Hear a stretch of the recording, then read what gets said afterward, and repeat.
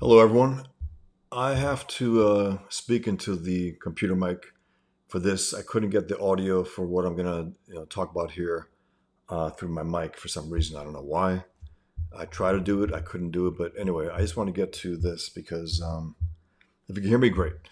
I just want to show you something that I came across a couple of years ago. A very long interview with Jim Shooter. I think it was about 7 hours, which is incredible. I love his interviews. I love Jim Shooter. Love Secret Wars. It's the first comic book I ever really I fell in love with superheroes. I think prior to that, I was reading books and even novels from school here and there, but Secret Wars was it, and he wrote the hell out of that. It's I guess the idea is people at least think maybe Crisis on Infinite Earths was more sophisticated and whatnot. Please, I want a straightforward superhero story, and that's what this was. Secret Wars. It was awesome, and he wrote all the heroes great. Anyway, I just want you to listen to this, and then, hey, Art, ha, that's right. I just want to let you guys hear this that jumped out at me. This one moment in that 7 hour interview that Jim Shooter did. I think it's great. Check it out, and it's basically him nuking the both sides are right, somewhere in the middle, the truth is, and all that bullshit. This is something regarding an argument that he had with Howard Chaykin regarding the cover For Your Eyes Only adaptation of a James Bond movie. And if you can hear me, great, guys. Hey, guys. Trevor, how's it going? Skull! So check it out. It's short, about 2 minutes. I just wanted to run it by you because I was looking through some stuff. Maybe I could, I guess what EFAP is what they call it. And I said, this is a good one, actually. This is something, I got a little time right now, so did enough work today where I feel like I can indulge a little. Anyway, check it out, guys. And if you could hear it, great. Let me know. So let me play it now.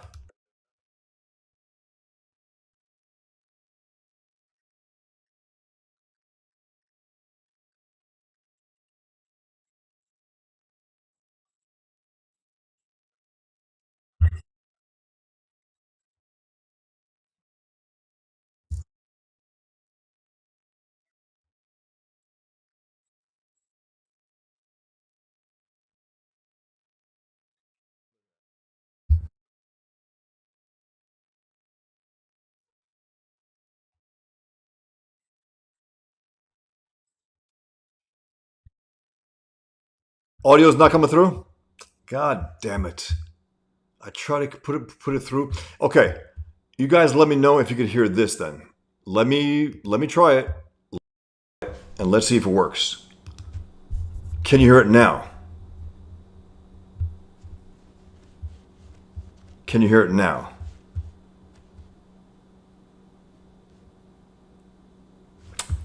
Even me, huh? Even me? God damn it, guys. I'm sorry, man. Ah.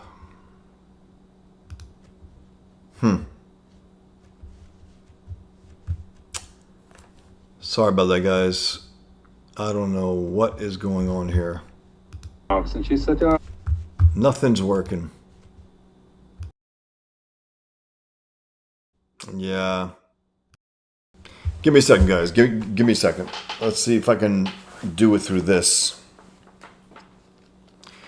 Thanks that you can hear me. I appreciate it. Just going to hear the video, right? If I put on my headphones, how would this work? And let's see if it does. You can hear him? NC Pork?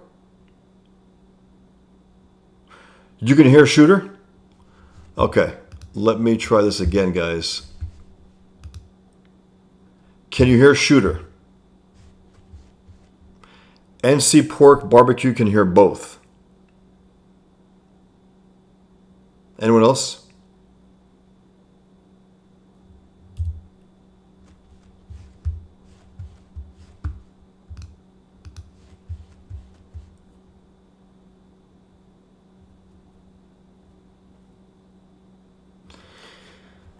Oh, man.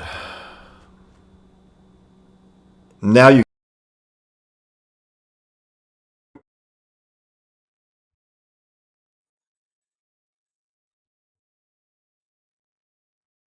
I don't know what to say, guys. I'm sorry, man. Ah, I was able to get the photos right and all the stuff. I can only hear you. Okay, Fritz.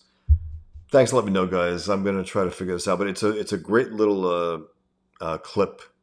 Maybe I'm gonna post it on X or something. Ah, I don't know, guys. That sucks. That definitely sucks. But I guess you guys can hear me. I guess you guys can hear me.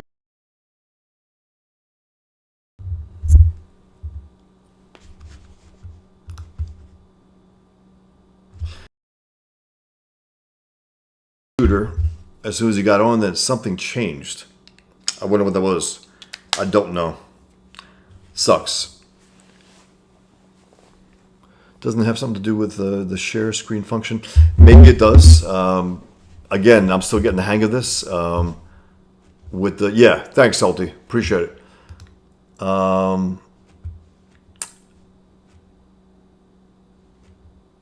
Would it go here? Sound.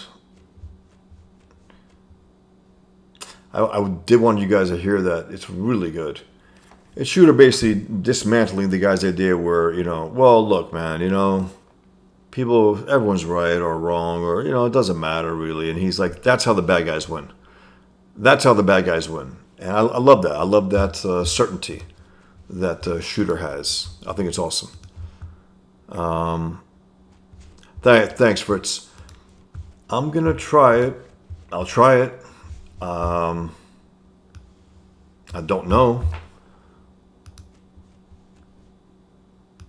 I know I got the microphone on. I know that. One second, guys.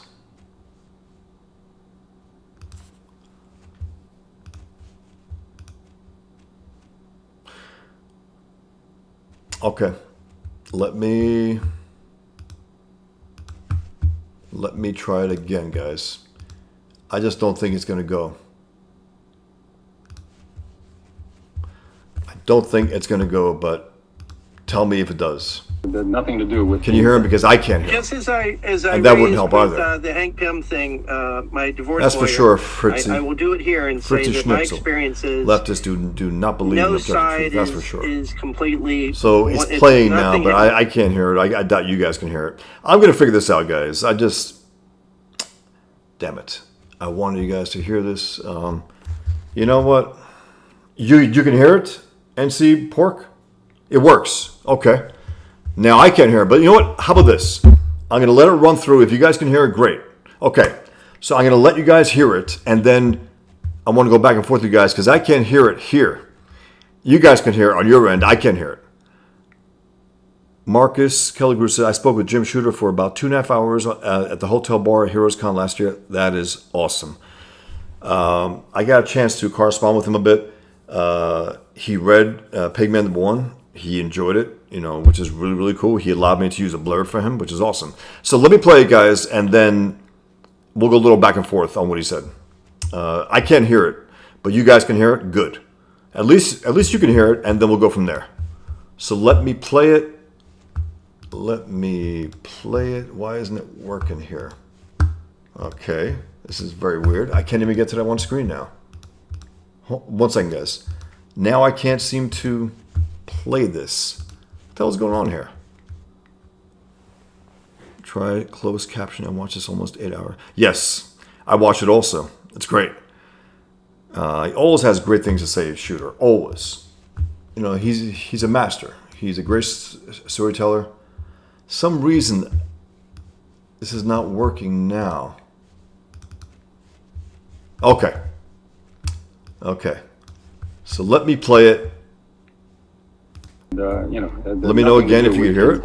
If you can, great, and I'll be quiet. As I raised with the Hank Pym thing, my divorce lawyer, I will do it here and say that my experience is no side is completely one. It's nothing. Everything has two sides, and I think that you probably get the raw deal on that to some degree on some of these things, and that it's complicated.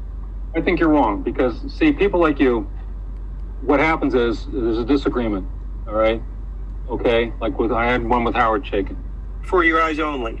Not the one with the skis? Yep. The one with the skiing, yeah. Okay. So I had a disagreement with him. And so Louise, who was friendly with Howard and, like me, we got along. So Howard's, ranting and raving to everyone. And Louise came to my office and she said, she said, I know what the problem is. She said, you're both so bullheaded. It's probably, he says this, you say that, it's probably somewhere in the middle. And I said, Louise, that's how the bad guys win. I said, because people like you always say, oh, it's something in the middle. We'll split the difference. And I said, so they've already won 50% right there. I said, he's all wrong. He's entirely wrong. But he'll tell it a different way and then use the difference.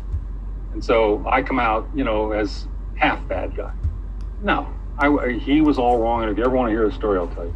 No, that's interesting because Ditko is kind of like that. It's like there's no gray. It's. What I'm saying is, if one person is really right and the other person is lying or erring in their favor, the person who is right will never get credit for being right. Right. No, I get that.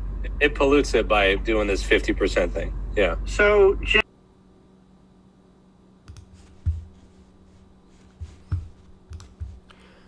All right, guys. Yeah, cool. So you were able to hear it. It's so funny. I couldn't hear it on my end, which is very funny. And I guess you can hear me now as well. I hope so. But yeah, let me know what you think, guys, because I love the way he broke it down. I love the way he took contention with it. He was like, no, that's when the bad guys win, by giving them the concession that, well, they had a point. Like, those who are dead wrong had a point. Can't concede that. You can't. For small things or large, you can't concede that. If you know someone's wrong, you have to stick to it. You can't just say, well, you know what, to get away from this argument, I'm going to just concede that this guy had a point. No, especially when they don't. And believe me, I've had my run-in with Howard Chaykin as well. He had the presumption I was with someone, and he was presuming to tell me how to handle my relationship with her and so on. It was getting very loud and aggressive. I was like, I don't get this, but, and that's with a complete stranger. Imagine with someone that he knew. Anyway, I thought that was great, guys. I love Shooter. I think he's great. I want to see him in comics. I want to see him producing comics. If not his own universe, single comics every so often. Just do it. Love to see it. He says the last thing I remember hearing, I don't know when it was, a little while back, that he's been consulting with Image, giving them feedback here and there. I want to see a story by him and with a really good artist, and I hope to see that soon because he's not getting any younger, and he still has a lot to say about comics, about storytelling in particular. Storytelling is his main thing. I know some people have tried to dismiss or even diminish his old Valiant, Defiant, Broadway comics runs because the art wasn't that great, and I think it was. To me, it's funny. I think at that time the Valiant comics, I think he said that we outstoried them, and he did. He outstoried Marvel and DC. He did. The stories were great. The art at times couldn't compete. I think one editor gave Jim Lee tickets to see U2, so he did a cover for one of the things. Frank Miller did a number of covers for them. It seemed like him and Shooter did get along. Whatever problem they had after the fact, I think Miller even recently said how important Jim Shooter was to him understanding story, and that he got it at a certain point. And when he got it, that was it. He was on his own, kicking ass. And with Miller, it's so funny with me and him. Love his work. I did get the chance to speak to him for 5-10 minutes once.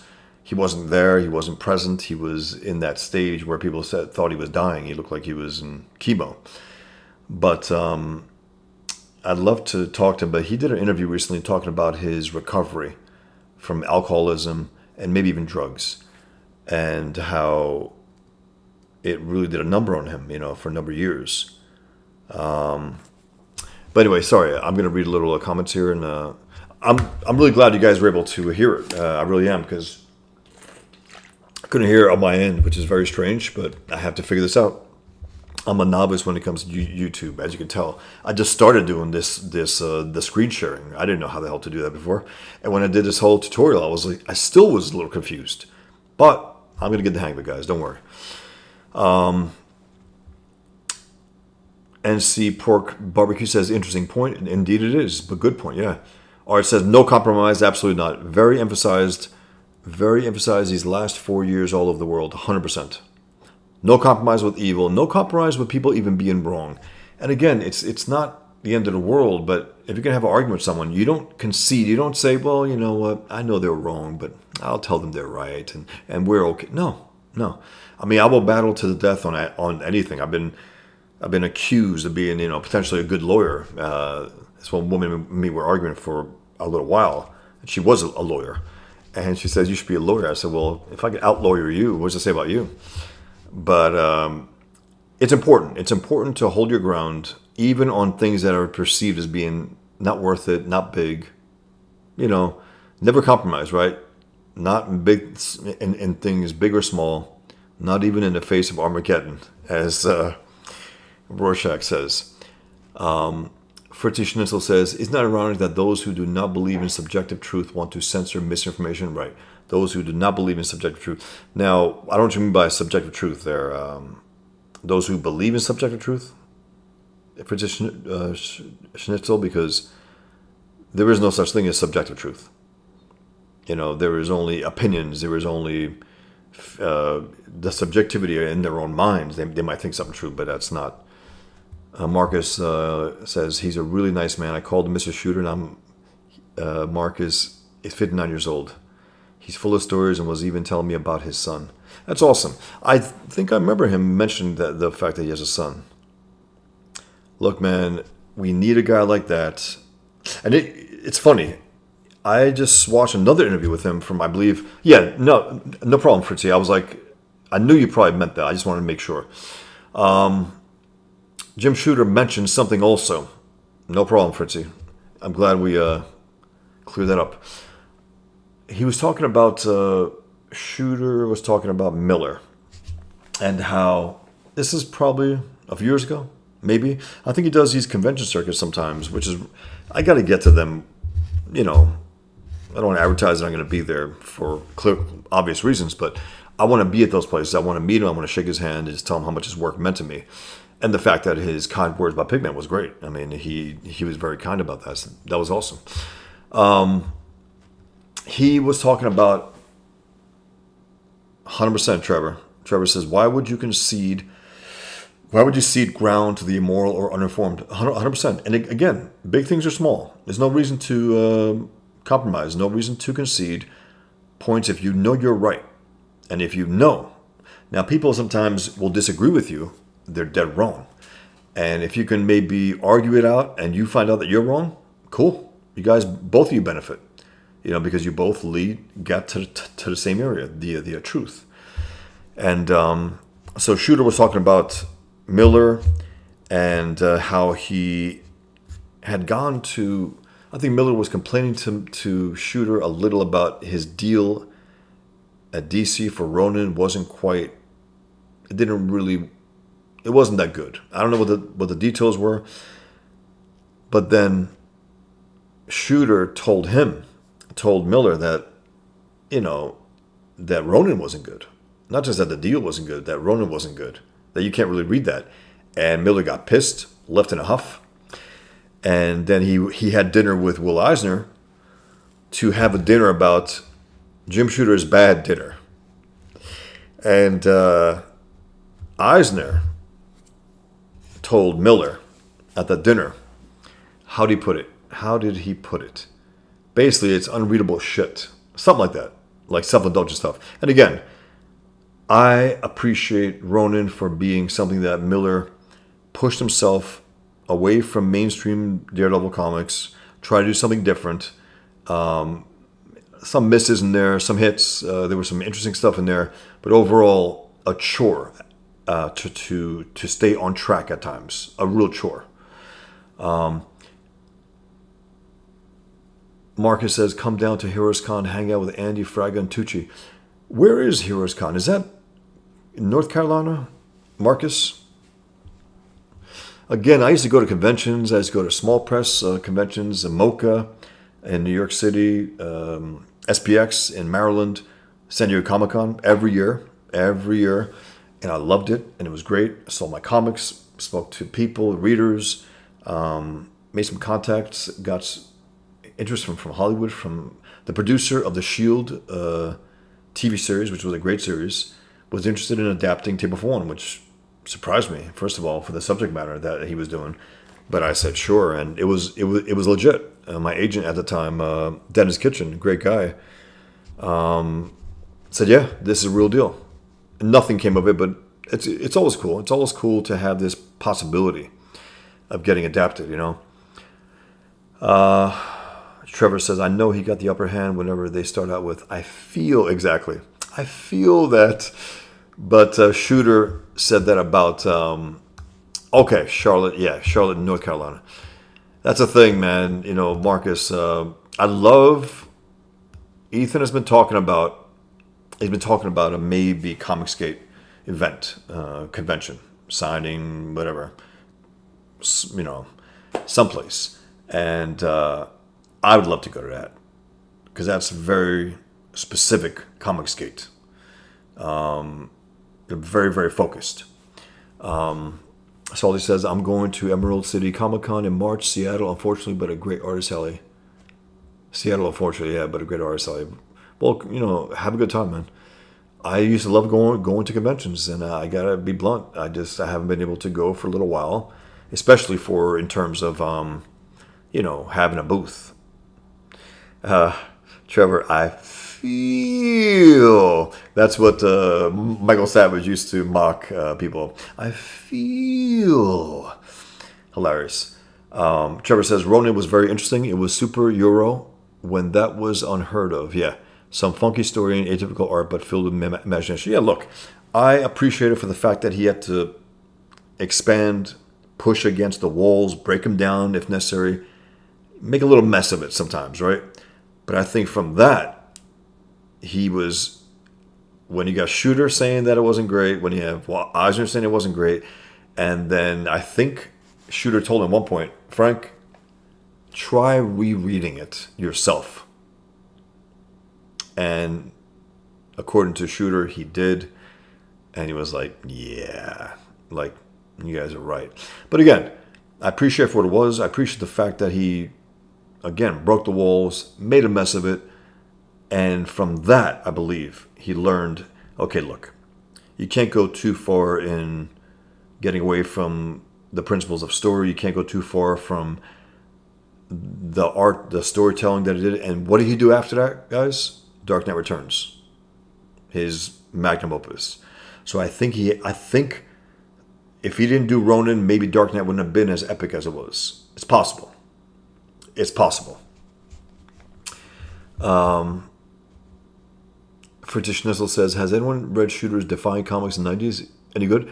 I love those. I loved it. I loved, what was it? The Warriors of Plasm. Warriors of Plasm. Now, it was called Plasm originally. Marvel sued them because it was some kind of comic they had. Marvel was just out to hurt him because Valiant, he made a dent in the marketplace, a percent, like 17%, which was unheard of for a newcomer, an upstart like that. You had, at that point, it was Marvel, DC, clearly. Image was doing their thing right about that time. I think Dark Horse was coming up, and then Valiant came and kicked some ass in the marketplace and was really good for a few years. And then there was a mess with those in charge. But Defiant was good. I really loved Warriors of Plasm. Completely off the grid, something very, very different, unique, its own world, its own universe, its own, it was interesting. And Dave Lapham really kicked ass on that. He really did. And then I think he ended up, when they got rid of Shooter, again, Shooter's the kind of guy who I think he's such a Boy Scout that he clashes with these corrupt rats in this industry. And a lot of them are. That I don't think he has any compromise on him when it comes to quality. I just don't. And again, people can say, well, hey, compared to the old one, they weren't that great. The stories were always good. Always. They were always good. Always. Even Secret Wars 2, as drawn by Al Milgrom, it's a good story. It's about a god trying to become a man. It's just, as a premise, it's interesting. It's like, okay. And then the execution at times, of course, Al Milgrom is not a good artist. He just isn't. No matter who inks him, no matter what, he's just not. Someone said he had some moments, I think Captain Marvel in the 70s, maybe. But he was pretty damn bad. He phoned it in every time. His anatomy was pretty bad, awkward. Storytelling was fair, serviceable. Trevor says the comic book audience was not ready for Ronin. Absolutely, it wasn't. And whereas I had to get my hands on it. Travis asked, did you like Lapham's Stray Bullets? I couldn't get into it. I tried. He boxed himself in with that, what was it, 8-panel grid? And the stories, something about nihilism, something is like stray bullets, right? Anything can happen at any time. I get it. I just couldn't really. I got them because I knew he was a good storyteller. I knew that he loved comics. He wrote penciled ink to those black and whites for years, decades now. I just couldn't really get to it. And something about the faces at times, I don't know. If he had maybe worked on it a little, I don't know. I can't say really. He did a Punisher Daredevil thing, which was pretty decent. I've seen some mainstream stuff from me. It seems like he's always wants to go back to Stray Bullets, which I don't blame him. That's his baby. That's his real thing.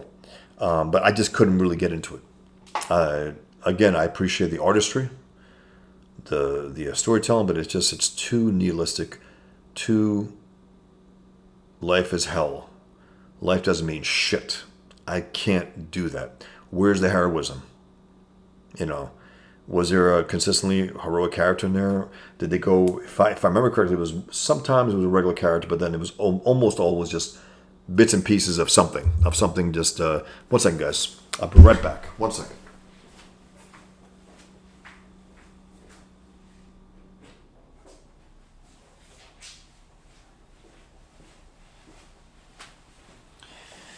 Okay. So yeah, I like the artistry. I like the commitment to it that he did this. But again, he boxed himself up with way too many of those. Like no matter what, the panels were all the same size. 8-panel grid, I think, if I remember correctly. I don't remember. But it was like a little hokey at that point. It was like, all right, the panels. The current thing I'm doing right now, it's a 16-panel grid, similar to Dark Knight Returns, but it's longer. It's a longer page. It's taller. It'll be a taller book. And of course, I'm not completely married to that because, today I just did I broke the top of the page was going to be, the 60 panel grid. I broke it to 1 panel up on top. And then some of them broke into 2. Some of them are really, really, really tall and so on. You mix it up. Art says, Valiant is great at shooting themselves in the foot after a good success. Alien books brought them back again recently. I heard about that. I also heard about Warriors of Plasma might be finished with Janet Jackson and some others. I think someone in the chat mentioned that. And I think Lapham was involved with that. I don't know, but pretty damn cool. Praetor 7. Excellent. I got.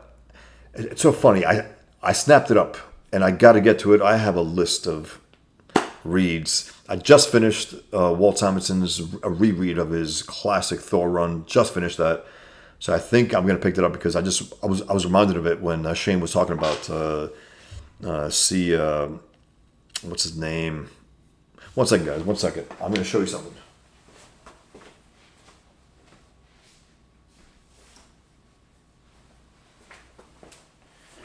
S. Craig Zoller, the director of Bone Tomahawk, what was it? Cell Block 69, Brawl at Cell Block 169 with Vince Vaughn, and then also Dragged Across Concrete. Dragged Across Concrete. And he wrote, penciled and inked, this graphic novel that Dark Horse published. Now, it's a little cartoony, a little hokey, but again, I will accept this. I will accept this kind of crude art if the story's a banger. If the story's great, I'll accept it, and you roll with it.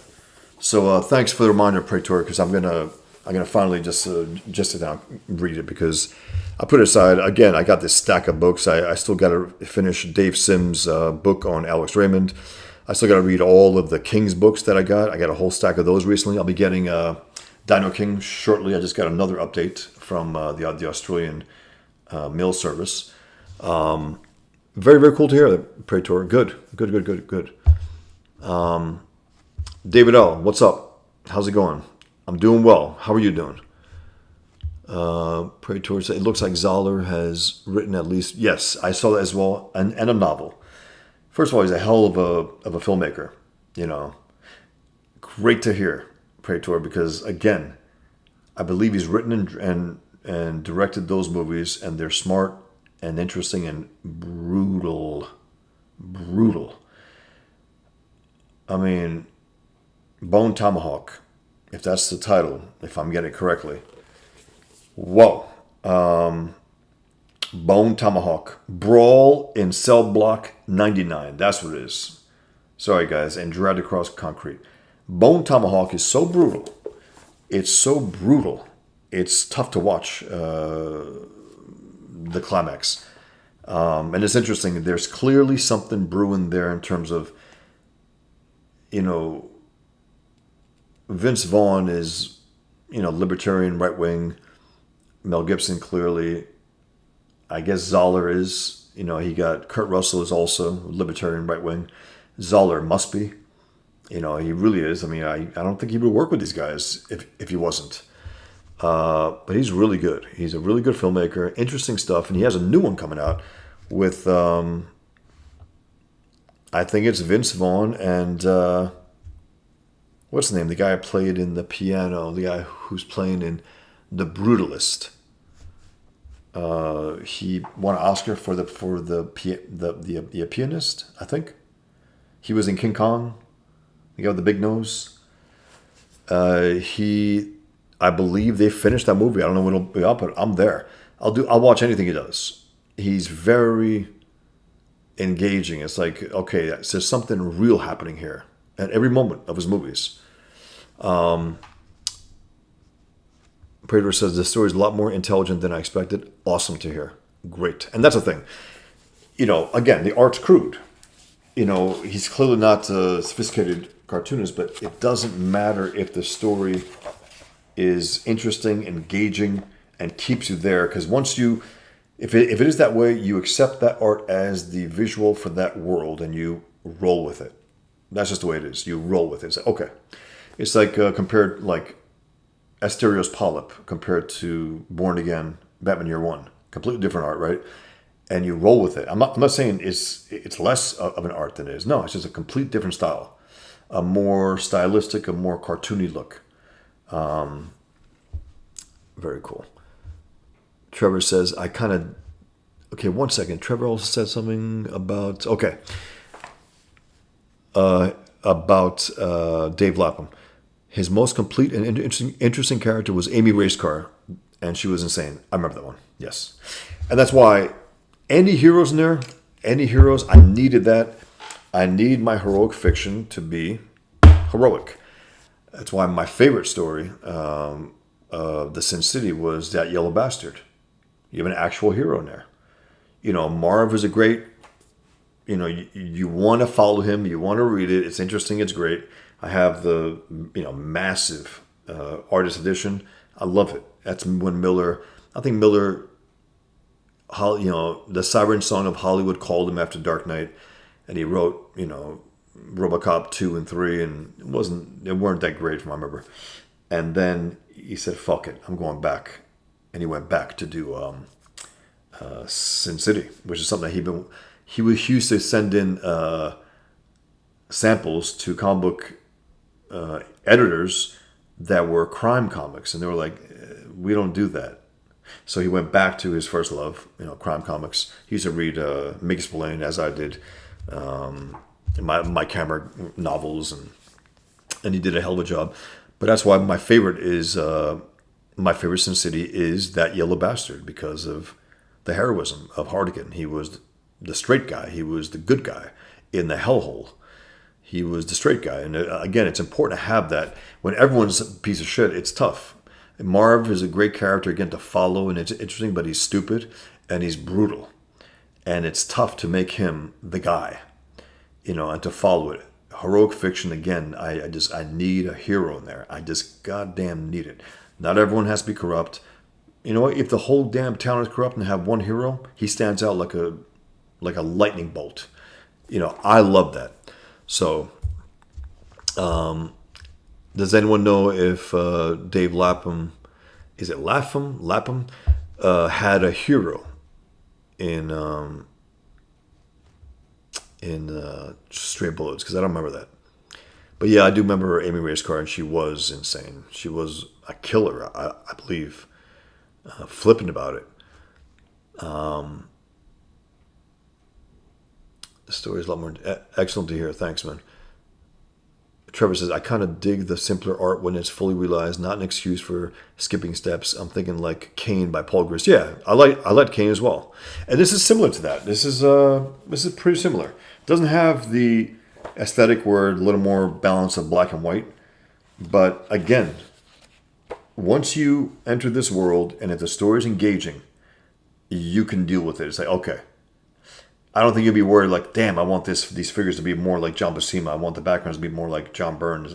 I think you just flow with it, especially when it's of one mind. This is, written, penciled, and inked by S. Craig Zoller. And it's a big fat one, too. It's a big fat book. Over 100 pages, almost 200, which is awesome. Praetor 7. I want to check it out also. I want to check out Brutalist as well. I've been studying architecture. I've been designing some buildings for this one project that I'm doing. And I know this is completely different. Adrian Brody. Thanks, Hamilton. Adrian Brody and Vince Vaughn are in the new S. Craig Zoller movie. It takes place in the 40s, I believe, post World War II. That's what I believe. I saw a little something about it. I always look for his movies. He hasn't done one for a few years since Dragged Across Concrete. And Dragged Across Concrete was such a pain in the ass to actually watch because it was playing in very limited, and then it was supposed to play like somewhere else, and it took 5 months to get there. And I think as soon as it came on to rent, I just did that. But I own them. I own all three of his movies.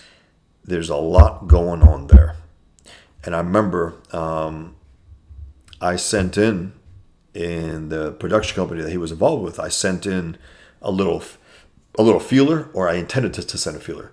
I drew Vince Vaughn as Frank Warner, Pigman.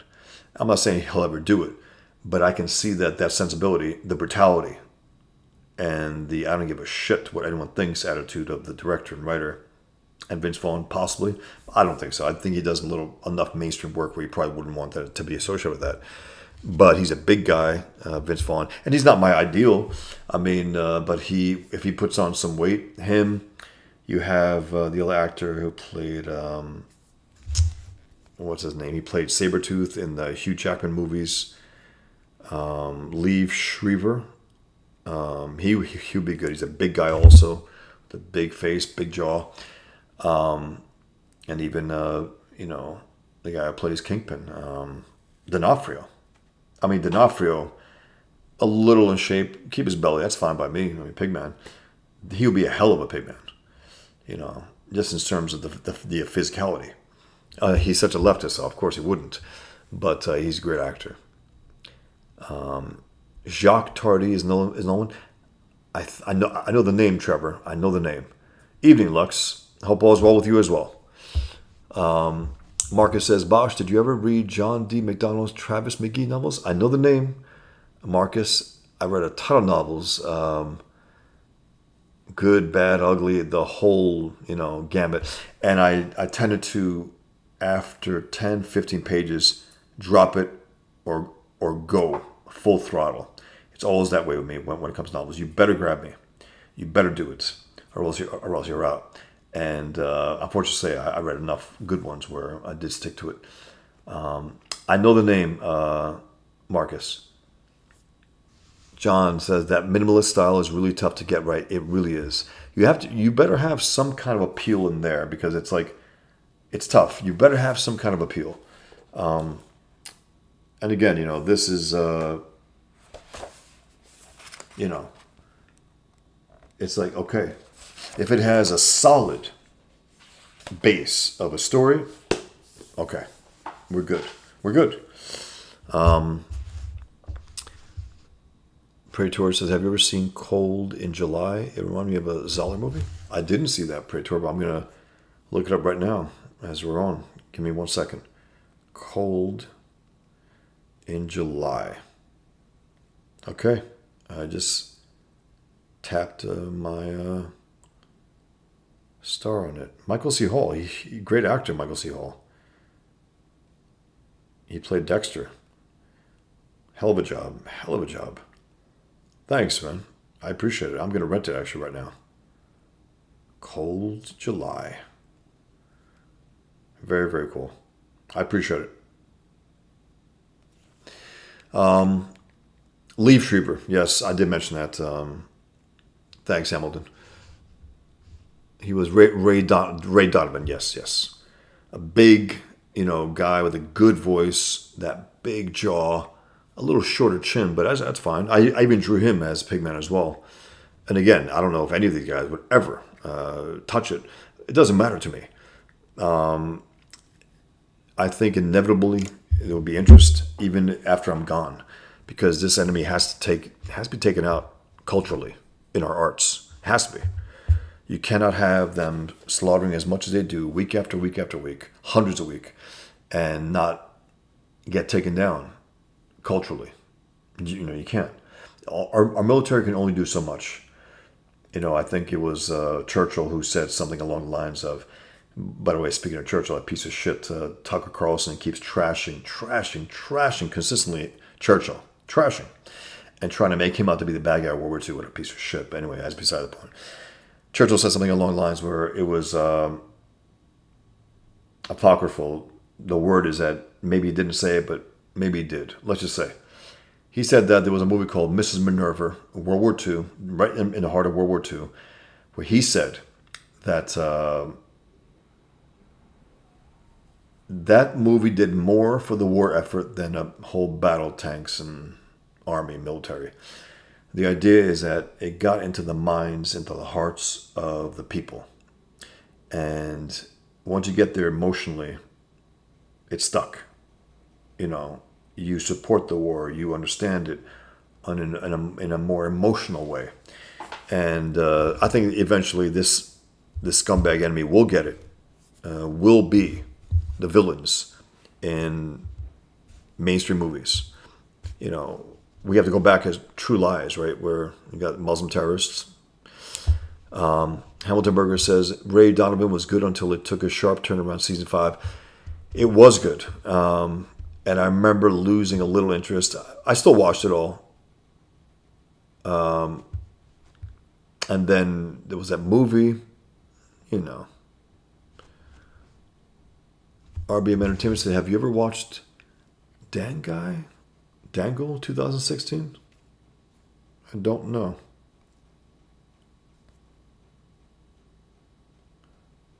One second.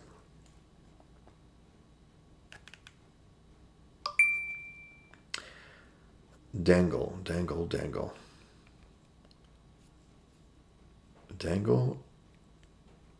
Is it called just Dangle or Dangle 2016? It doesn't come up here. I usually rent them through, rent or buy them through Apple. I don't know RBM. Art says, Leave is an interesting pick. Not sure about an actor. I pictured the typical old school strongman, packed with muscle but no abs. Very bit of a gut, exactly. He has the guts to take on Jihad, right? He has the stomach to take on Jihad, literally and figuratively. Trevor says Jacques Tardy, is that how you pronounce it? Is a French cartoonist that had a reporter heroine in a turn of the century setting named Adele Blanksec. Weird, has mummies and dinos. Interesting. I do know the name. Trevor says there are some wrestlers that have the right look for pigmen, for sure, no doubt about it. And one thing also, I mean, let's just say I get the opportunity, the privilege of getting it done, right? It can go from the real world of Killian and Salam, and then go in animated form in the Pigman story. It can do that also. So you don't necessarily need an actor per se. D. Oberg says, I'm behind watching. I see S. Craig Zoller has another title. Forbidden Surgeries of Hideous Dr. Divinus, 2021. I believe that's another graphic novel. Yes. I believe you're right. And then this one came out, I believe, 2023. I think this one came out 2023. It's just, the guy's an interesting artist. Good storyteller, great director, and it looks interesting. I had to get it. I was in one of those local comic shops, the best one in town, flat out. It's a little further out from me, and I go there with hope. I go there with hope that I'm going to come out with something interesting. It rarely happens, But I went there a little while back, and I said, S. Craig Zoller? What? He wrote this, drew it. Had to get it, so I put it on my stack of books to read. Hamilton says a son of sort of a Tom Laughlin look, but big, but not a bodybuilder. I don't know Tom Laughlin, but I will check it out. David L says Peaky Blinders is a really good Netflix series. Definitely shows a different side of Churchill. I did watch Peaky Blinders. It was very entertaining. Billy Jack, yeah. Okay, Hamilton. I mean, again, Pigman was not quite ready for prime time jihad killing. He's a writer. He's a thinker. He's an intellectual. He's a PhD, philosophy and history, and he was fighting jihad through his books with his friend Muhammad, who both of them are apostates from Islam. They know intimately the threat. We're writing against it until 9/11 hits, and each takes a turn. And that's when, and as soon as Bush pulled that bullshit of, how did he put it? Islam is peace. He didn't say means peace. He says is peace. In a mosque, surrounded, flanked by 2 stealth jihadists from CARE. As soon as he said that, I knew our war effort is crippled, and I give that to Frank as well, Frank Warner, Pigman. And that's when he said, all right, I got to take the war into my own hands. Those that came to kill us will die for it. Those who celebrate 9/11, are going to pay for it. I mean, that entire culture. And that's why he goes after them. He commemorates 9/11 by going there and terrorizing the bastards. If they want to celebrate 9/11, they can't anymore because all their heroes, are taken out. All their terrorist groups are taken out. So yeah, guys, I've decided February 21st will be my launch for Pigman #1. I contacted Luke, the head of Fun My Comics. I'm going to go back and forth and just find out what I can do here, and we will see. Because I want to get it. It'll be a Friday in about 2 weeks. Trevor says I was thinking more like the Undertaker style look for Pigman. The Undertaker, yeah. Hamilton says I'm halfway through Infidel #2. More meta than I thought, but I like it. Thanks, Hamilton. Yeah, it's it's funny to me. Whatever someone thinks going in, I think they get a little off kilter.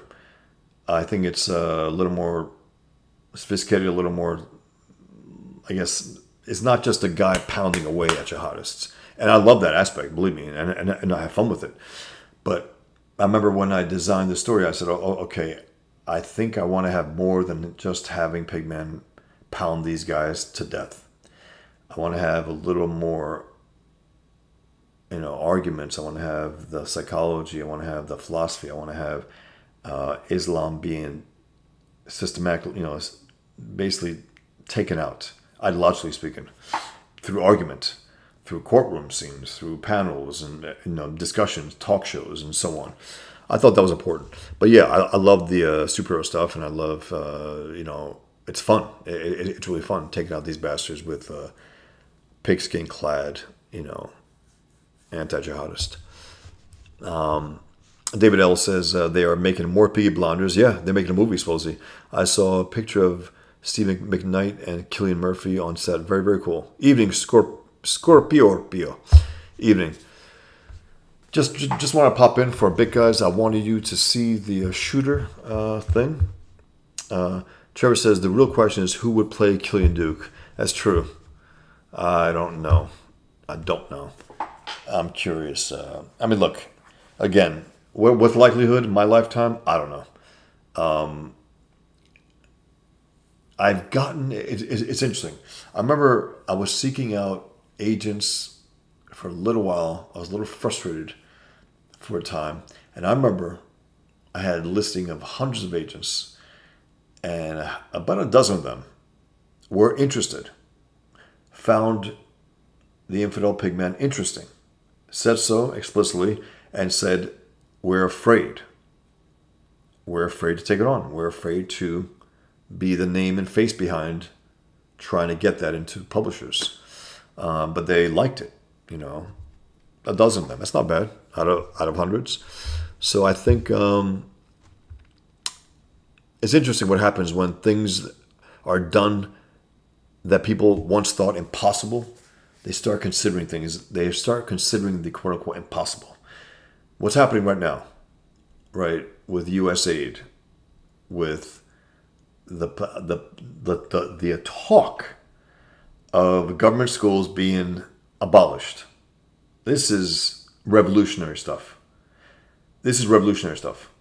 Would not ever have happened under a conventional Republican president ever.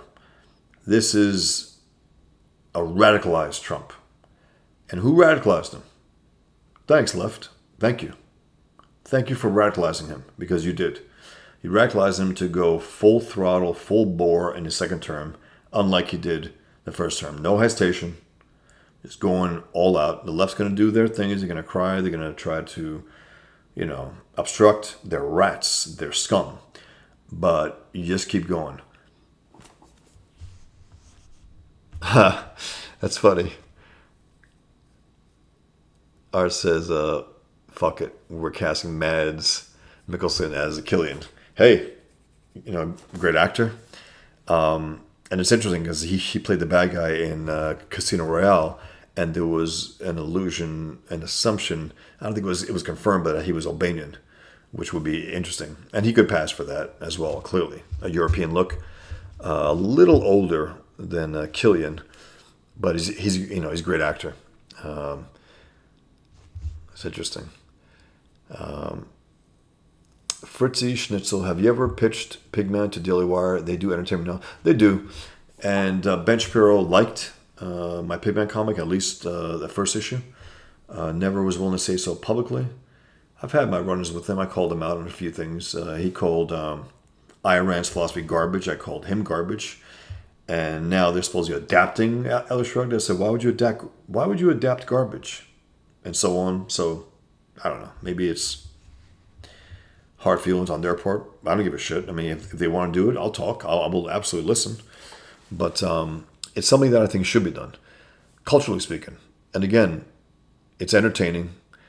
I find it entertaining, working on it, doing it. I think something like this should exist out there. And also, again, this idea that when the impossible starts happening regularly, as it's happening right now.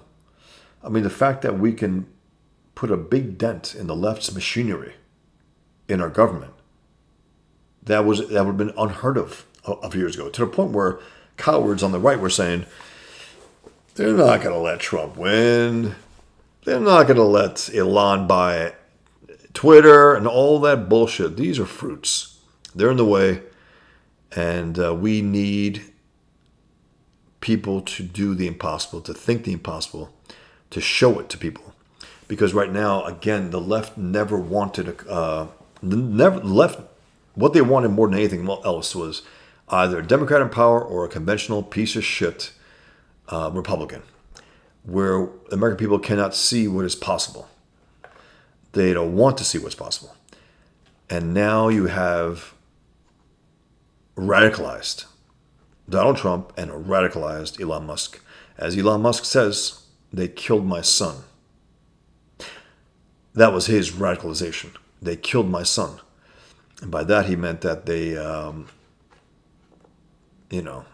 wiped out the fact that he is his son. Now he's a girl, a trans girl.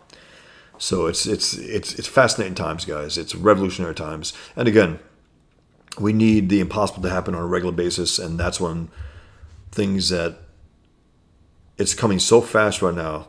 It's so exciting. We can't keep up with some of it really, and the left doesn't know what to do. They're just screeching, the scumbags, and they know they're in deep shit for 2028 because the fact is the machinery was still there for them to do some damage this last election, and they couldn't pull it through. I think about that also. They have all the machinery, they have all the media, they have all this stuff, and they still lost in a landslide. And now, you think this is going to be any less worse for them? No, it's going to be 10 times worse because now they're going to have to start from, if not scratch, from a far less of a power position, even if they get in 2028, even if they, steal themselves in or whatever. They're in pain because, again, as I was going to say before, which I didn't say, they don't want the contrast. They don't want American people to see what's possible. They didn't want Americans to see that the left can be beat in a brutal way.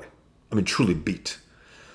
I have, low-life ex-friends who used to talk about the left they have the moral high ground. The left has moral high ground? They're the scum of the earth. They're immoral. They're evil. What do you mean high ground? What does that mean? Hamilton says, Kenny Johnson, maybe Lem from The Shield. Yeah, the blonde guy, he ended up on another show. Maybe. Believe me, I'm not going to be picky. If you had, of course, if anyone consults me, I got my ideas. I think just on a sheer, Vince, what's his name? The guy who plays Kingpin. D'Onofrio.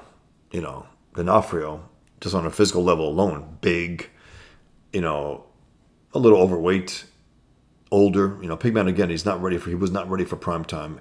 Ready or not, he had to fight jihad. And you see his hair, he's full black hair in the beginning. He has white sides at the end, like Reed Richards, and by the end, he looks like basically Miller's Dark Knight.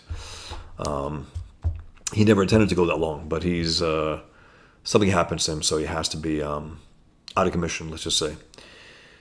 Trevor says, in radicalizing Trump, they have destroyed themselves. 100%, Trevor. I was hoping that would happen because the way they went after him, that's, pure communist destruction of your opponents. And the whole world saw it. Americans saw it. Trump saw it. And Trump has always been a little too nice in my taste. I know people pretend he's like this brutal. No, he likes to be liked. He likes that bullshit. He still likes to go on mainstream television here and there. It's his own thing. It's his flaw. The fact that he likes to be liked. I think that has somewhat gone by the wayside, which we needed. And again, seeing the radicalization of Trump by the left, that was incredibly important. And people say, okay, then it's good what happened. No, it's not good that they stole the election, that they try to put him in jail for 300 years and try to murder him. It's not good, guys. But the outcome being what it is right now, you got these guys who've been itching for 4 years to get back in power and take back what was stolen from them. Trump's second term was stolen from him, and the country suffered for it. And now you got a guy who doesn't want to waste 1 second. He's 78 years old. He has not 1 second to waste. He wants to not just make our lives better for right now in the country, and sure, and he wants that. He wants to hurt the left to the point where I think they'll be on their backs in 2028. No matter who they put up there, they're in trouble. They're in trouble. Hey, Jeremy. Hello.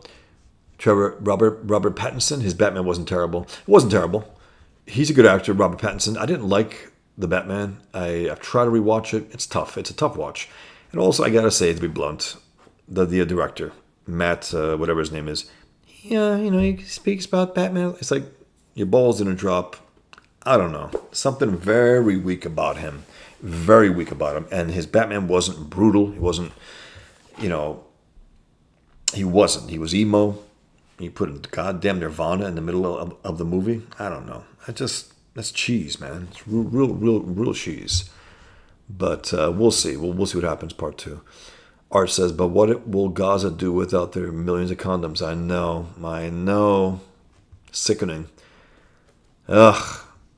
Blown away our money like that and again, I think it's their way of just fucking with us in a lot of ways.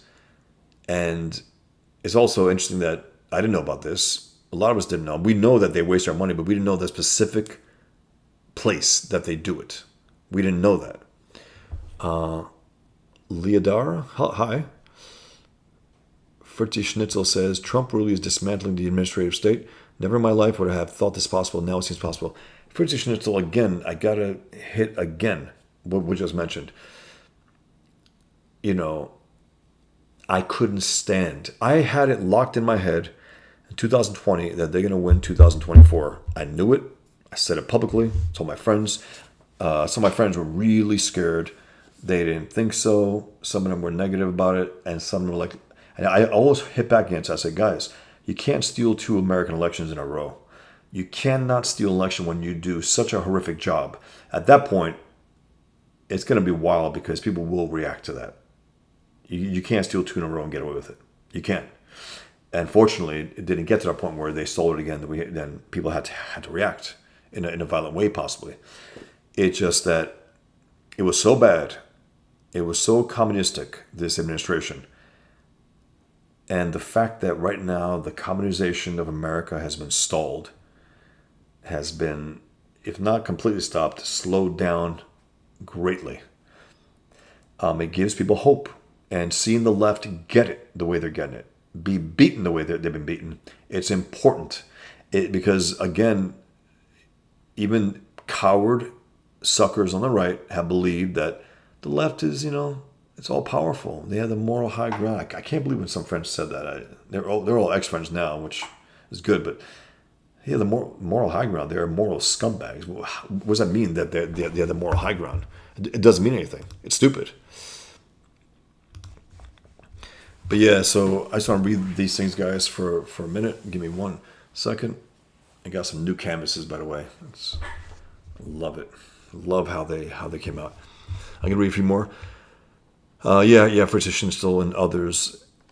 The impossible is happening right before our eyes. Finding out the extent of the left's evil. We know they're evil. We know they're anti-American. We know they want to do us in from within. We know that. But the extent of it, that's what's being shown. And they're scared shit. Scared shit. And I love it.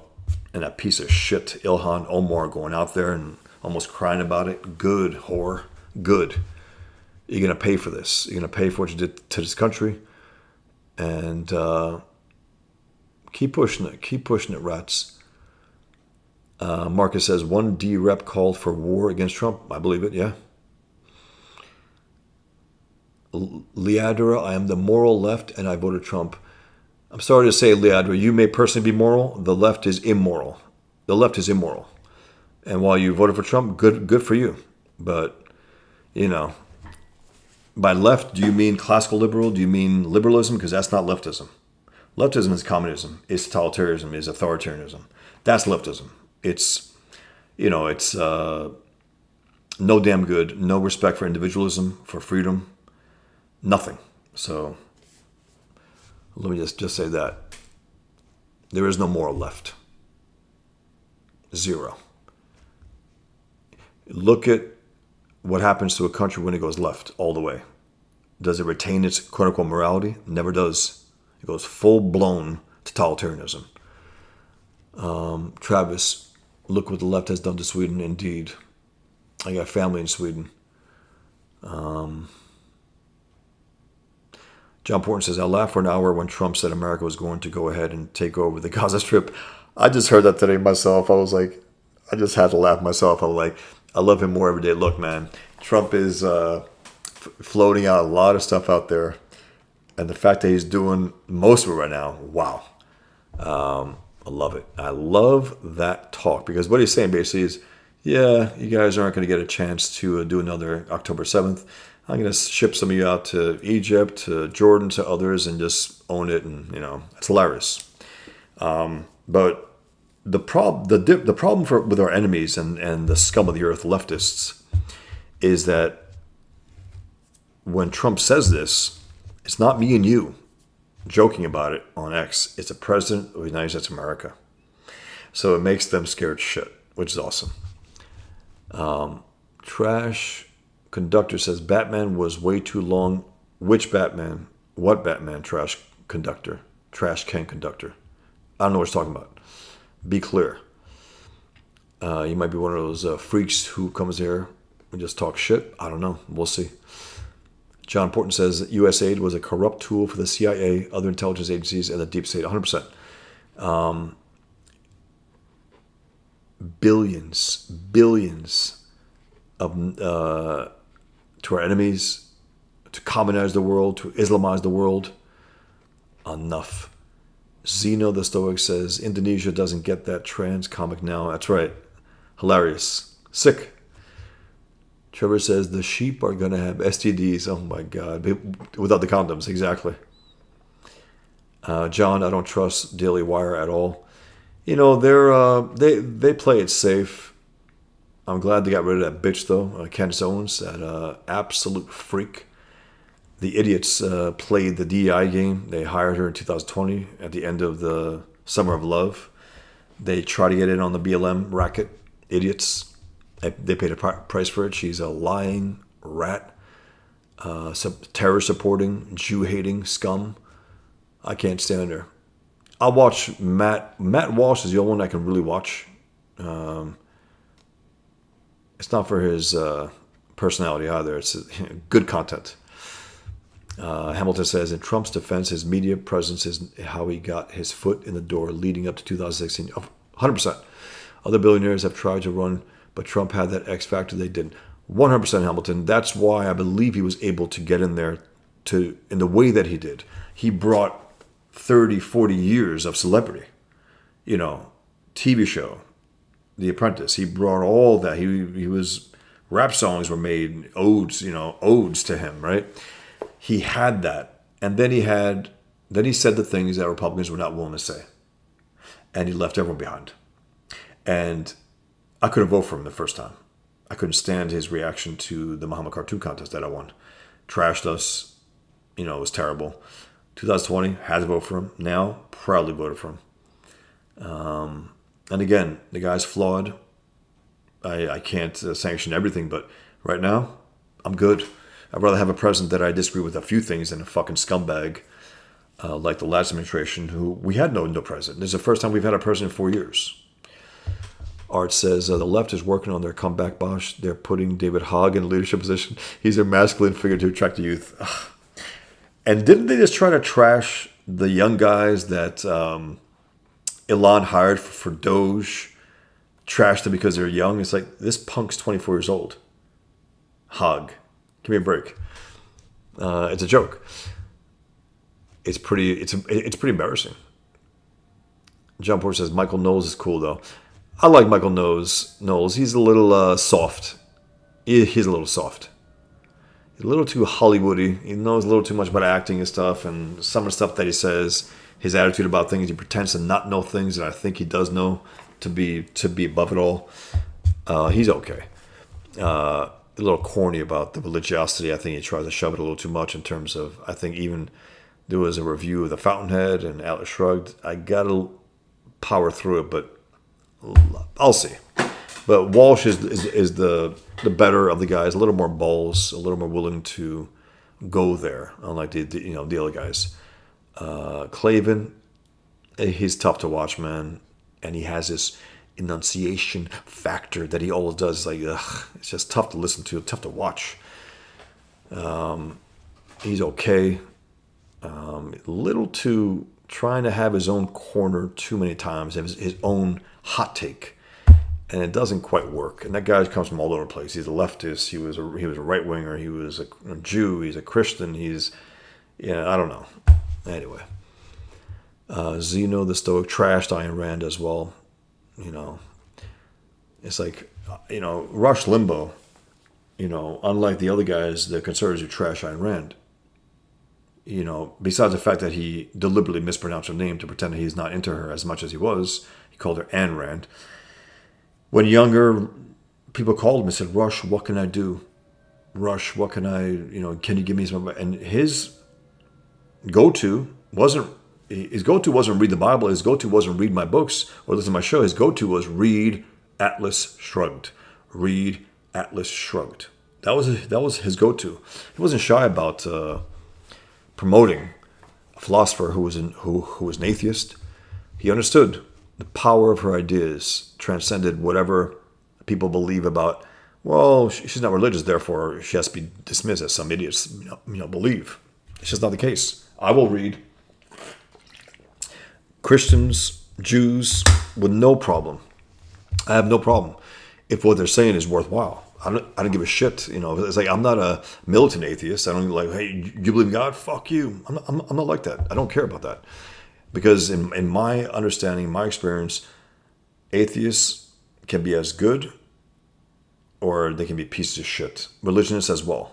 I know Christians who are pieces of shit, Christians who are good. Jews who are pieces of shit, Jews who are good. Atheists who are pieces of shit, atheists who are good.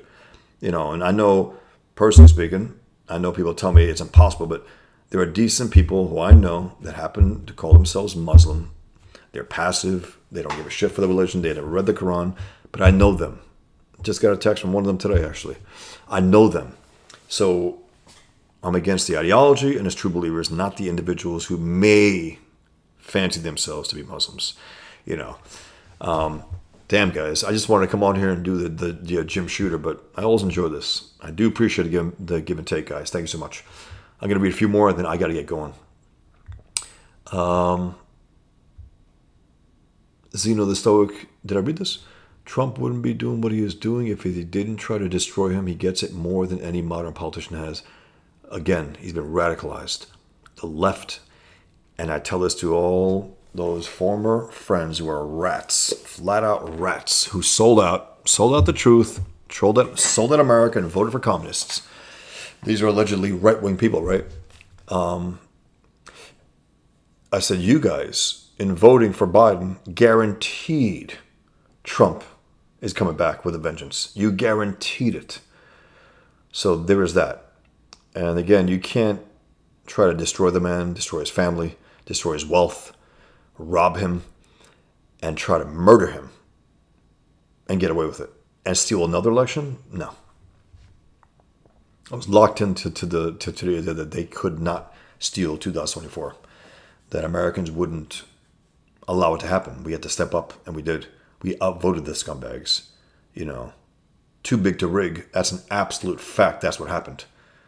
The machinery was in place. It doesn't matter. It doesn't matter that piece of shit Beyonce goes out there and does her thing, or anyone else. It doesn't matter. RBM Entertainment says the left didn't learn from Sun Tzu's leave an outlet. The left made so Trump had to win, or he was dead, maybe even his family. Yeah, I mean, that's the thing. They threw it all in, and they fucked up because, again, everyone saw their evil.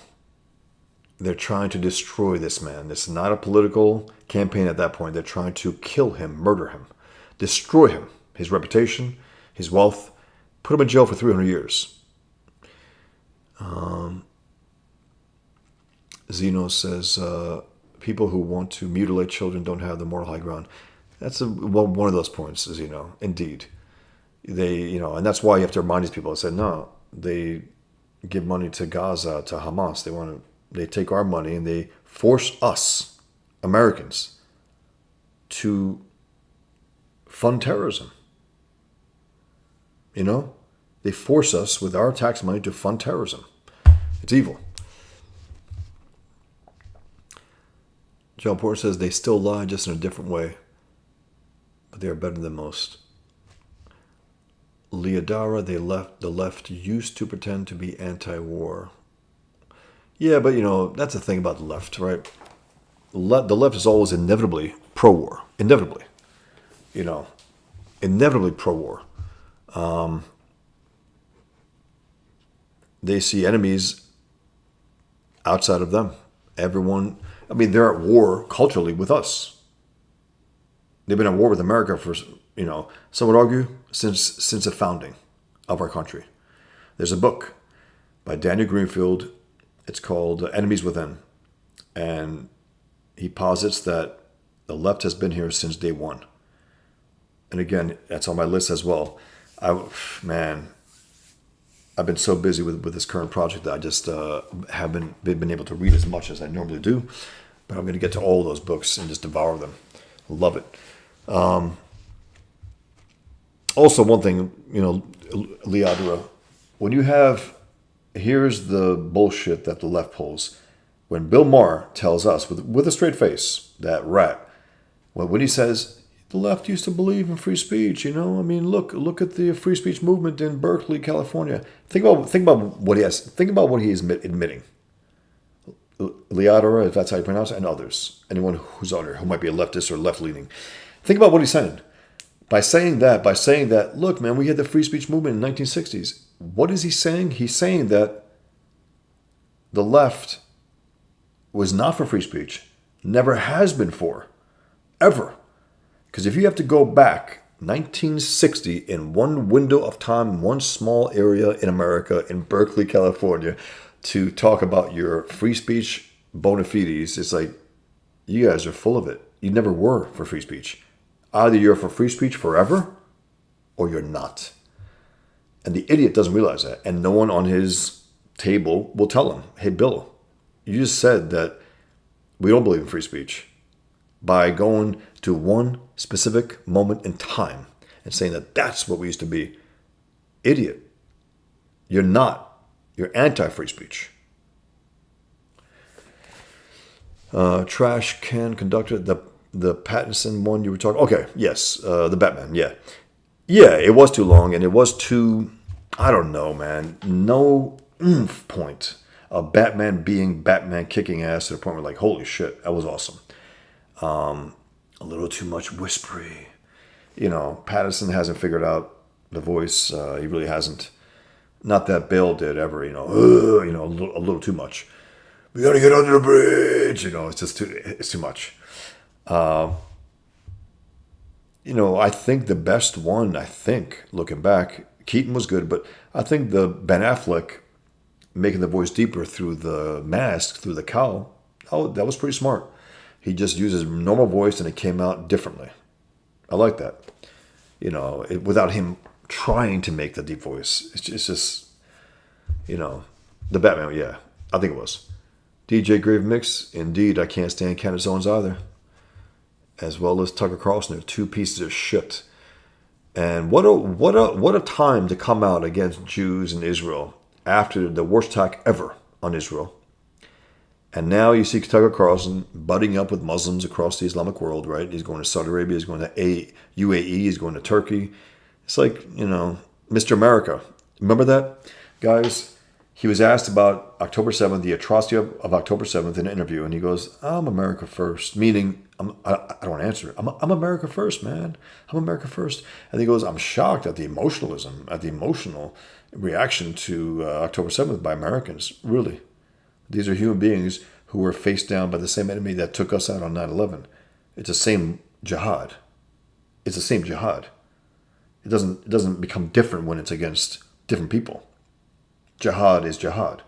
They will take out all non-Muslims, and they have a special hatred for Jews. Special hatred. But the jihad continues across the world.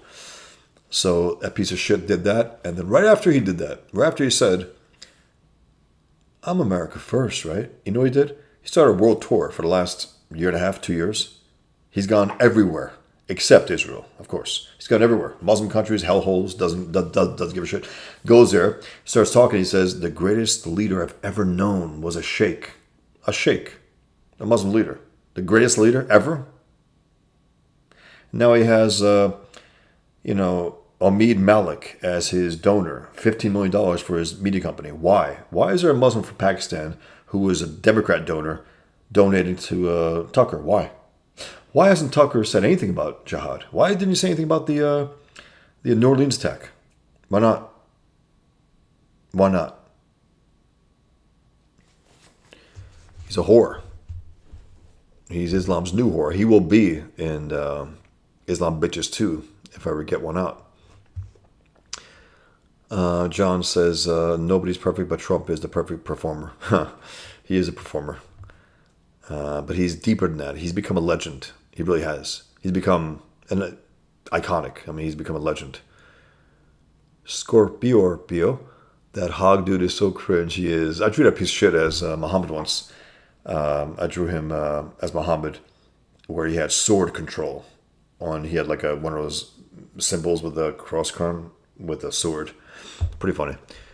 Fritzy Schnitzel says, Liad or Hogg uses dead classmates as the ladder for his own career. 100%. That whore was always a politician, always. And he definitely used it. And he wasn't even there exactly. He wasn't. He wasn't one of the guys who was there. He used it. He milked it for all it was worth. Fritzy Schnitzel says, so which right-wing pundits do you listen, watch, read, Bosch? I mean, I used to listen to a lot of them. I've lost interest in them. I like Megyn Kelly. I like Matt Walsh right now.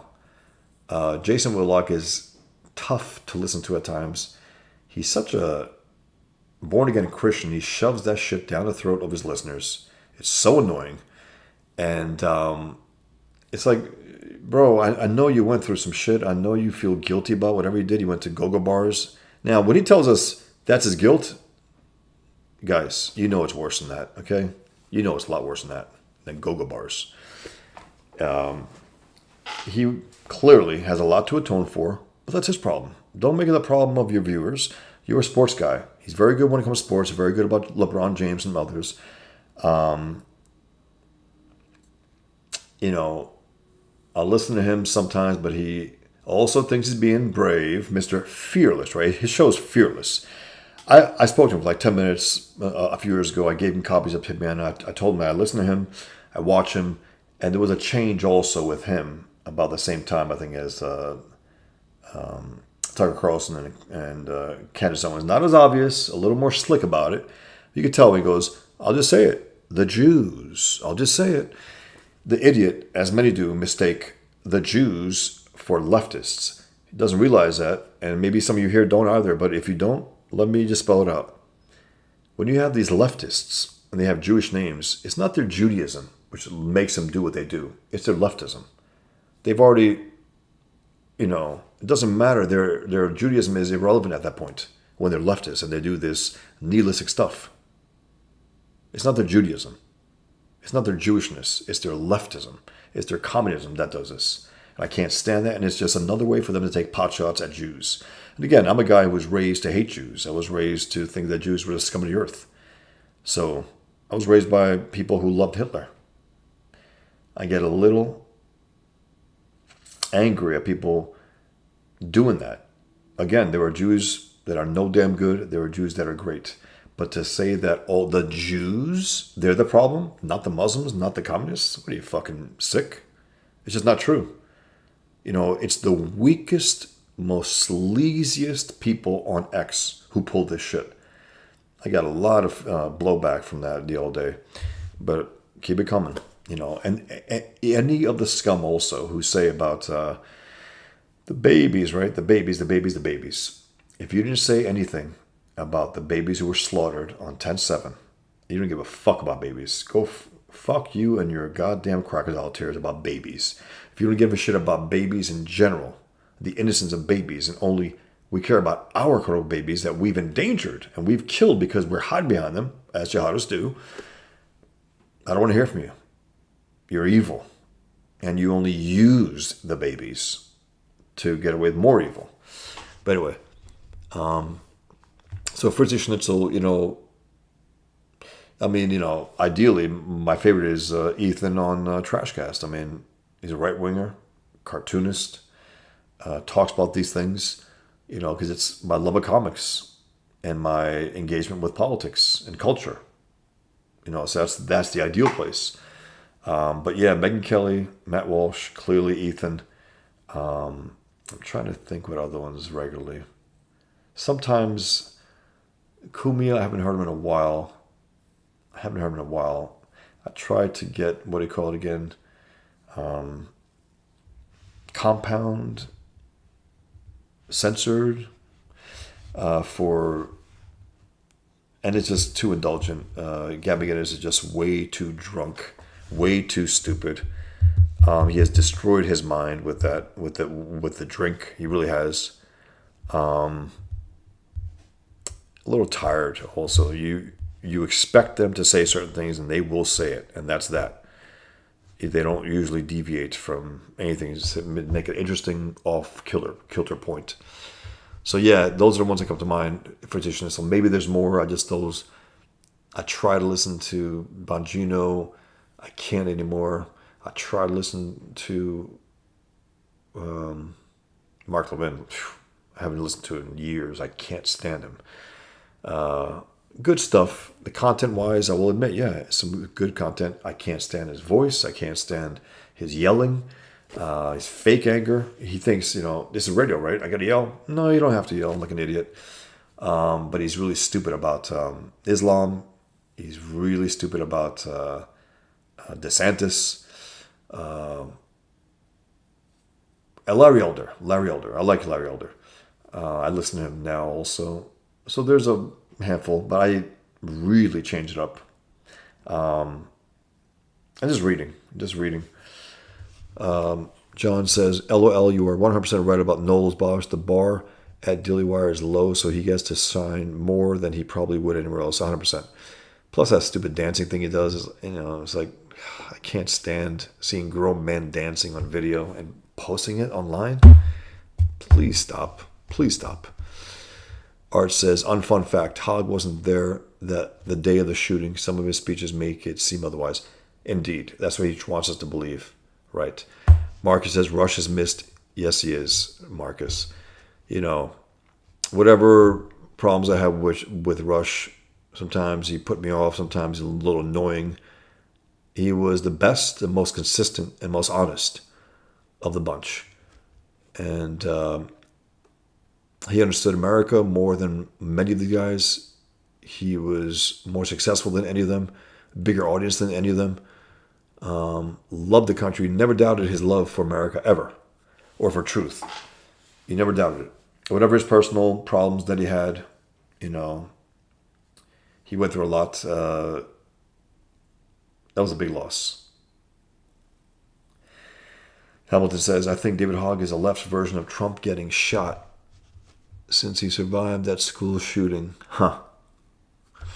Unfortunately, the Dems hate real heroes like cops and military, so Hogg is their war hero, indeed. I appreciate your time, John. Thanks. Hamilton, have a good night. He says, have a good night, Bosch. Thanks for the stream. Thank you guys for being here. David L says, I can't stand that twat Ilhan Omar. Yeah, she's disgusting. She's an evil pig. John says, can't wait to be a small part of the Pigment launch. I'm excited as well, John. I can't wait to, officially get it out. Go on my first crowdfund campaign. It'll be interesting. Leadera, I voted Trump because he actually didn't get us into another war his last term and because he does have the moral high ground on the trans issue. That's for sure, Leadera. I don't think you're as leftist as you'd like to believe. If you voted for Trump and if you understand how evil the trans issue is. No. Because your whole crew shoved it down our throats. From the media to the social media to all the scumbags, they shoved it down our throats that this is a good thing when it's absolutely evil. Butchering these kids. Butchering them. For life. There's no going back. There's no, I made a mistake, sorry. No, there's no going back. And imagine these kids growing up and what they're going to feel. And they might become dangerous. Let's just say that. Hope not, but Amoral Fat 40 Ounce, Domestic Enemies, The Founding Fathers Fight Against Left. Yes. Yes. By Danny Greenfield, who I drew cartoons for about 14 years at Front Page Magazine. Great thinker, great writer, great guy.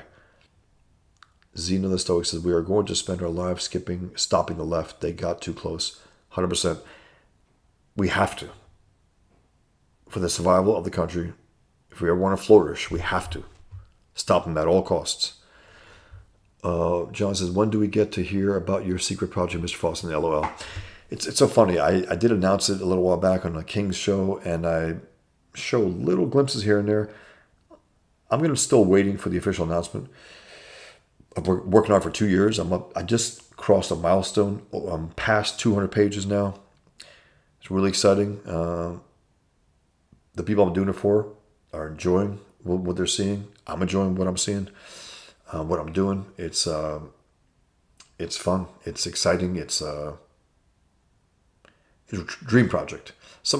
10 years ago, I was given the opportunity to do something, and I kept trying to nudge the publisher to do this one thing that I'm doing now, and they wouldn't go for it. And here I am, 10 years later, doing it. Exciting. And alone. No partner, just me. Every line will be mine. Written, penciled, inked, lettered, colored. Everything. 350 pages will be what will end up as. And as I'm going, I'm cutting my script as I'm doing it as well. I was able to cut 2 or 3 pages in the last week, which is nice. And I was able to live with it and say, okay, I think it's fine. At first, I braced myself, because I thought I wrote a very tight script, and I was asked to cut some more. Went over it, was able to cut 25 pages. And as I'm going now, when I return back to drawing it after doing the cuts, I've been able to cut pages here, page there. So it's really exciting.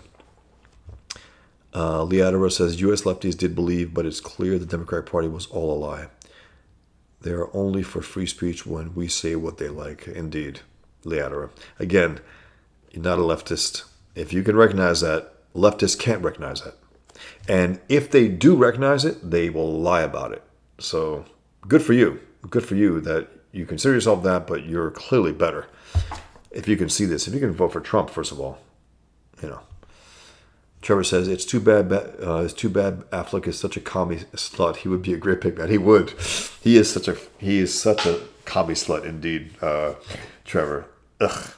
But he would be a great pick man. I mean, he absolutely would. Big guy, good face when he takes care of himself. I mean, he has let himself go. Drinking, all that. He could put on a deep voice, but yeah, he would be, and he's a good actor. For years he sucked. And then he realized, oh, this guy's a good director. And then, okay, he's a pretty good actor too. He became a good actor after years. Matt Damon always had that on him. He always was a better actor than him, but he's a good director and he's a pretty good actor. The Accountant, he did a really, really good job. He did a good job as Bruce Wayne Batman, which I was shocked, actually. DJ Grave Mix says the voice modulator for Ben Affleck's Batman was awesome. It was. It really was. It was the best of the Batman voices again because he didn't have to roar. He didn't have to try to make him, he's a big guy, just speaks into that thing and it comes out in a certain way. I like that. Leadera, what do all think about Hassan Piker, that piece of shit? Nothing.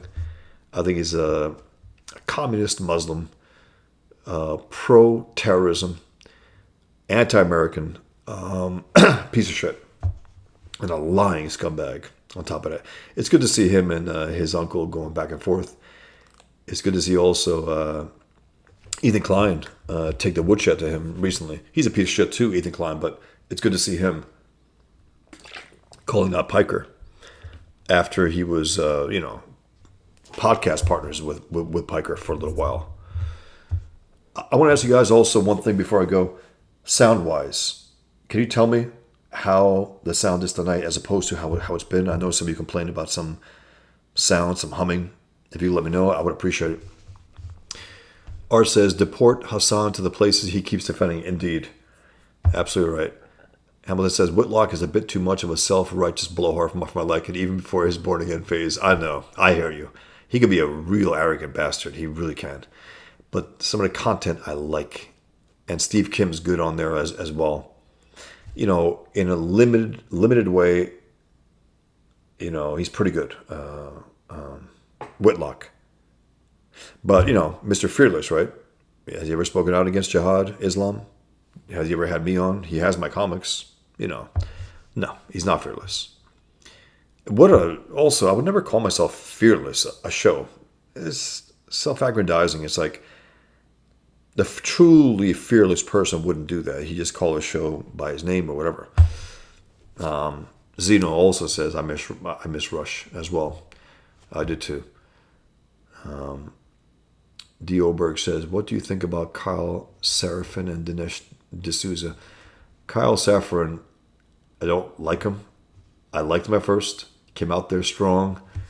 Former FBI, right? And then he's starting to call out some stuff. It's like, I think he's playing damage control. I think he was doing that. He was calling out certain people. I don't like him.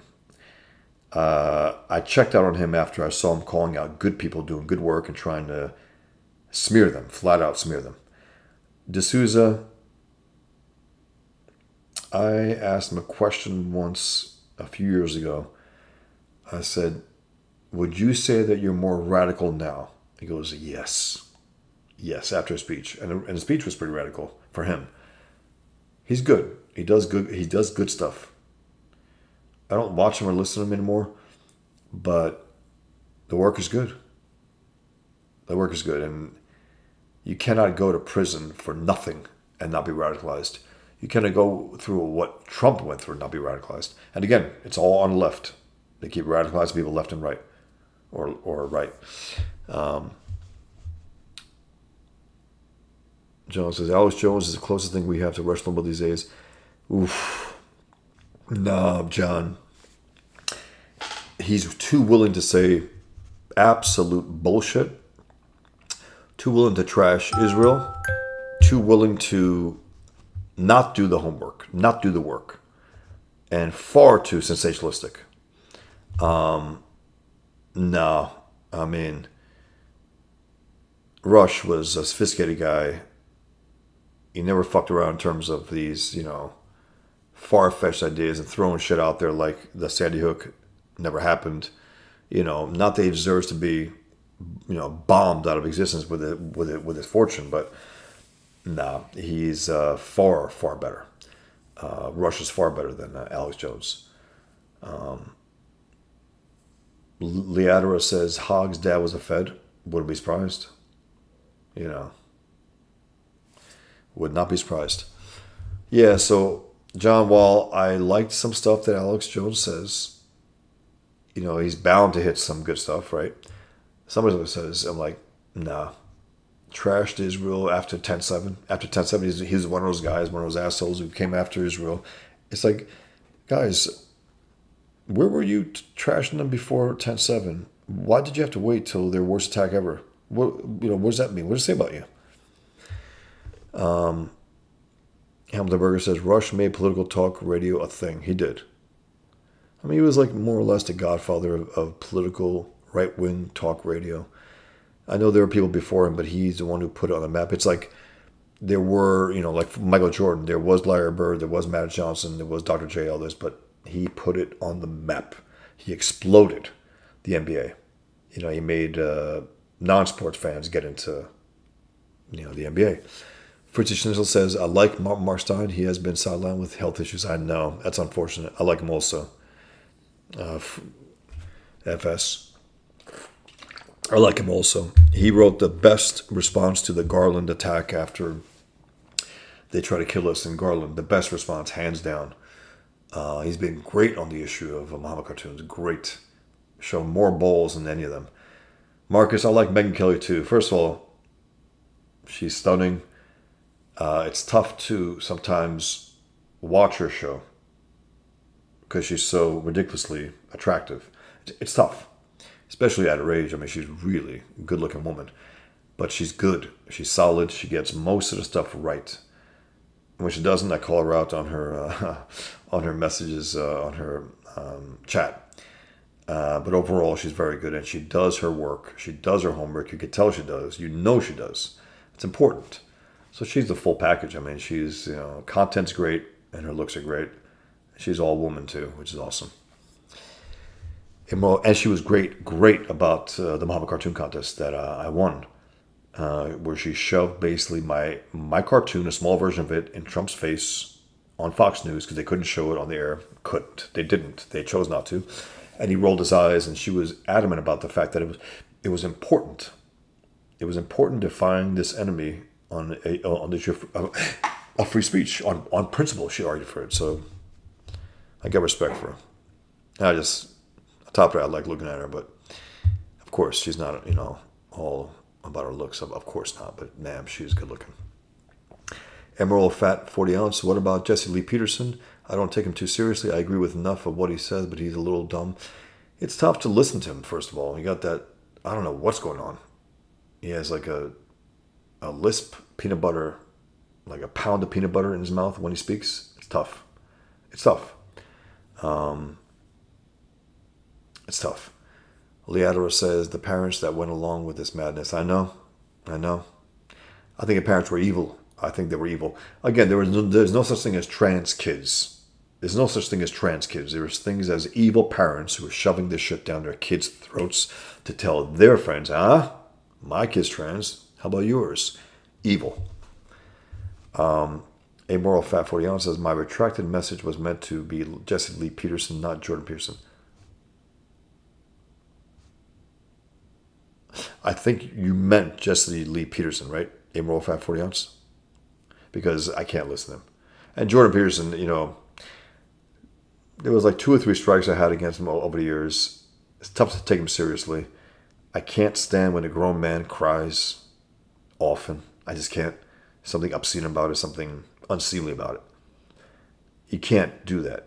Get your shit together and then maybe go on these tours. Don't cry. Don't do that. For nothing. Don't do that. Wingus Dingus, 200 pages is crazy, lol.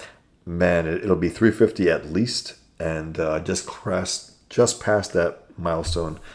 And it's all unseen work, No one has seen it, which is also exciting, because you guys, if you get it, you'll be getting that big, fat, long, tall book. Awesome. I can't wait to announce it, get on the circuit and promote it. All right, guys. I am going to go. I'm just going to read the last ones, and then I am going to go. RBM Entertainment, Trump won more than you think. Nevada was 6 more ECE, but Trump won by 8 more ECV because of the mass exodus from blue states. New York and Illinois both lost. Yeah. I think they tried to steal it this time. And I think their whole goal near the end for the last week or two was to try to make it look like it wasn't a landslide. And I think that was their goal when they really realized in their internal polling. So they tried to make it look like it wasn't a landslide, but it was. It doesn't matter what they say now, Argo was okay. Zeno says, yeah, it was good. Wait, he directed that? Yeah, he did direct Argo. Ben Affleck directed Argo. He also directed the Town, which was good. He's good. He's a good filmmaker, and he's become a good actor. John Porter says, I still can't wait to find out what the 200 pages are for. I know. It's funny. I've mentioned it a few times. I'm not that crazy about doing it, and it's for a reason. I can tell you guys about it after the fact. But Emerald Fat 40 ounces, I had to turn my bass off because I heard big thumping. Right now, Emerald Fat. Zeno says, I sound fine. Thanks, guys. Sounds fine to me. Cool. John Porter says, I think EVS is streaming tonight. Any chance of you dropping in? Sometimes he throws the link in the King's chat. Sometimes it doesn't. If he doesn't, I like doing things I'm on as well. I think he does as well. But if he does invite us, sure. I mean, I do got to get some stuff done though, and I got to finish a workout. Scorpio says audio sounds fine on my end. Thanks, guys. Appreciate it. Wingus Dingus, thank you, guys. Good.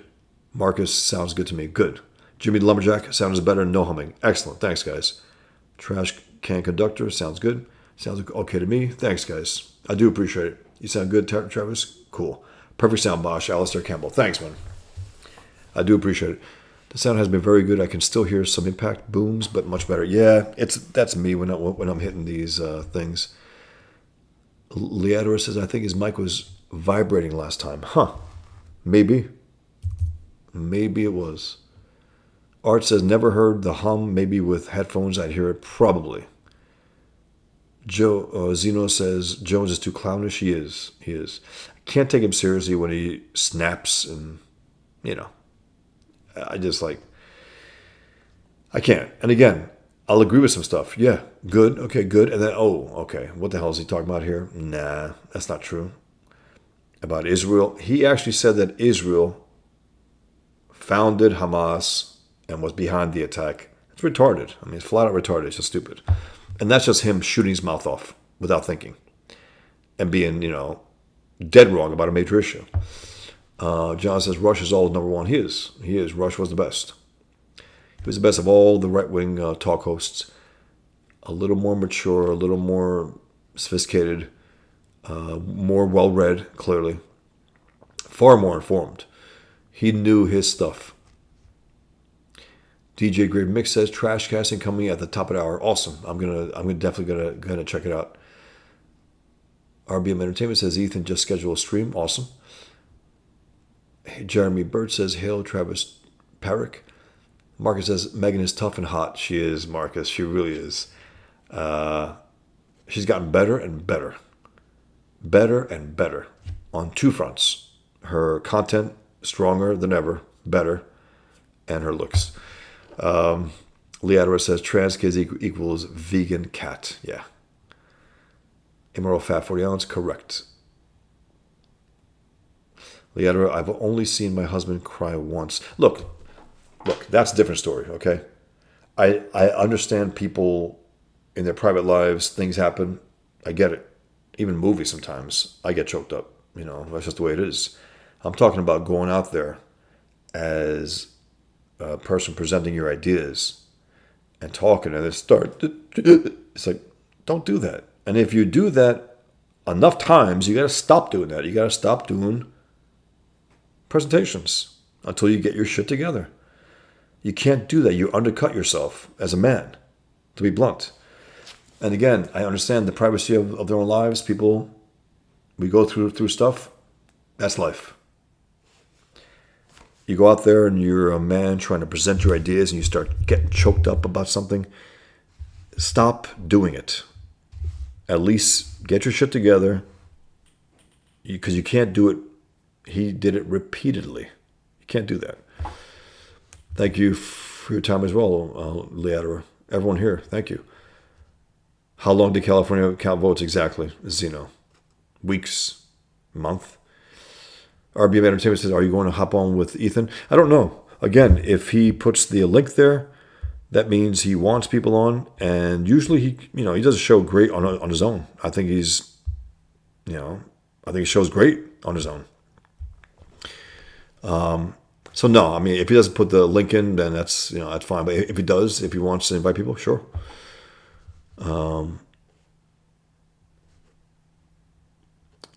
Leandro says, I was wearing headphones last time. It sounded like vibrating. Okay. Thanks, Leandro. Appreciate it. Performative weeping is so cringe. It is, Leandro. Yeah, it's so ugly. Art says, he's Canadian. It's such a disadvantage. I got to say, man, enough times we look at it and say, okay, when you find out someone's Canadian, if they do certain things, like, okay, I get it. I get it now. It's unfortunate, but there's something about it. Let's just say, the hardcore man-up attitude isn't as prevalent as it is in America. In America, it is. And it still is. No matter what the leftists try to do, that piece of shit husband of Kamala Harris. Remember that? He redefined manhood. Do you remember that? First of all, we don't need to redefine manhood. Manhood is manhood. It's already defined. We don't need a piece of shit, sleazy guy who slaps his girlfriends that can, who cheats on his wife, who impregnates the help at the house, and who's a sleazy rat bastard. We don't need that. All right, guys. Thanks for your time, guys. Always appreciate the give and take. Thank you so much, guys. I do appreciate it, man. You guys be well. You take care. Enjoy yourselves, and I'll be back soon. Take care, guys. Thank you.